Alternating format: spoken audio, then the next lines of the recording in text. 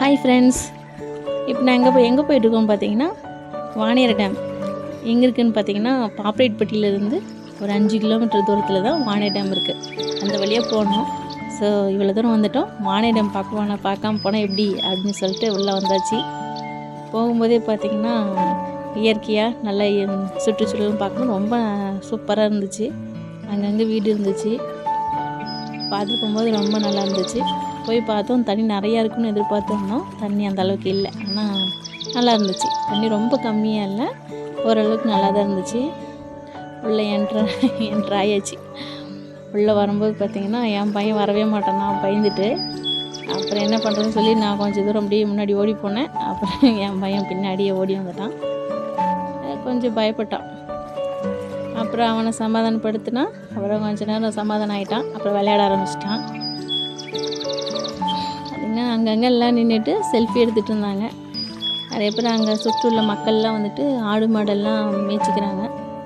சுற்றி மலை நல்லாயிருக்கு பார்க்குறதுக்கு. சுற்றுச்சூழல் அப்படியே இயற்கையாக சூப்பராக இருக்குது.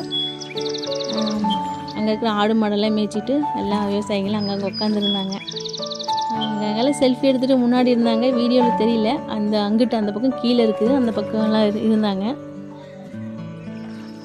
பார்த்திங்கன்னா அந்த தண்ணி எங்கேருந்து வருது பார்த்திங்கன்னா, ஏற்காடுலேருந்து சின்ன சின்ன குட்டை இந்த மாதிரி இந்த மலையிலலாம் ஜாயிண்ட் ஆகி இங்கே வாணியர் டேம் வந்து கலக்குது.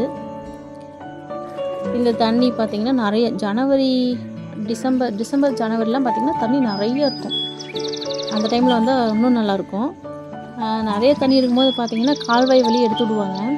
கால்வாய் வழியாக எடுத்து விட்டோம்னா அது எங்கூர் மேலே தான் வரும். காவாயெல்லாம் அப்படி தண்ணி நிறைய வரும்போது எங்கூர் லேடிஸு ஜென்ட்ஸ் எல்லாருமே பார்த்திங்கன்னா அங்கே போயிடுவாங்க. பிள்ளைங்களாம் விளையாட ஆரம்பிச்சிடுவாங்க. நாங்களாம் துணியெல்லாம் எடுத்துக்கிட்டு போயிடுவோம் துணி துவைக்கிறதுக்கு. அந்தளவுக்கு நல்லாயிருக்கும். எப்படி தண்ணி எடுத்துவிட்டாங்கன்னா 5 நாளைக்கு இருக்கும். தண்ணி ரெகுலராக வந்துட்டுருக்கும். அப்புறம் 5 நாளைக்கு அப்புறம் ஸ்டாப் பண்ணிவிடுவாங்க. அப்புறம் இன்னும் மாதத்துக்கு 2 டைம் தண்ணி எடுத்துடுவாங்க. அந்த 4-5 டைம் தண்ணி எடுத்துடுவாங்க. நல்லாயிருக்கு. இந்த தண்ணி பார்த்திங்கன்னா ஃபஸ்ட்டு அனுமன் தீர்த்தம், அப்புறம் தீர்த்தமலை இதெல்லாம் ஜாயிண்ட் ஆகி திருவண்ணாமலையில் இருக்கிற சாத்தனூர் டேம் அங்கே போய் கலக்குது. எல்லாத்துக்கும் ஒரு பயனுள்ளதாக இருக்குது. வந்து இந்த பக்கம் வந்தீங்கன்னா கண்டிப்பாக மறக்காமல் வந்து பார்த்துட்டு போங்க. ரொம்ப சூப்பராக இருக்குது. ஈவினிங் டைம் வந்து அலோடு கிடையாது. ஏன்னா காட்டு எருமை, மான்,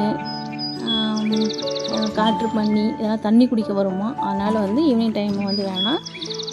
தண்ணி குடிக்க வருவோம் வந்தாலும் அலோவ் பண்ண மாட்டாங்க. லேடிஸ்லாம் வந்து மேக்ஸிமம் வந்து ஈவினிங் டைம் வந்து தனியாக வர வேணாம், ஃபேமிலியோடு வாங்க. ஃபேமிலியோடு வந்து பார்த்துட்டு போங்க. நல்ல ஒரு சூப்பரான இடமா இருக்குது. நல்லா வந்து சுற்றி பார்த்துட்டு போங்க. விவசாயிகள்லாம் பார்த்திங்கன்னா ஆடு மாடு மேய்க்கிறதுக்கெல்லாம் அந்த இடத்த பயன்படுத்திக்கிறாங்க. ரொம்ப சூப்பராக இருக்குது. என் சேனலை பிடிச்சிருந்துச்சுன்னா லைக் பண்ணிவிட்டு ஷேர் பண்ணிவிட்டு கமெண்ட்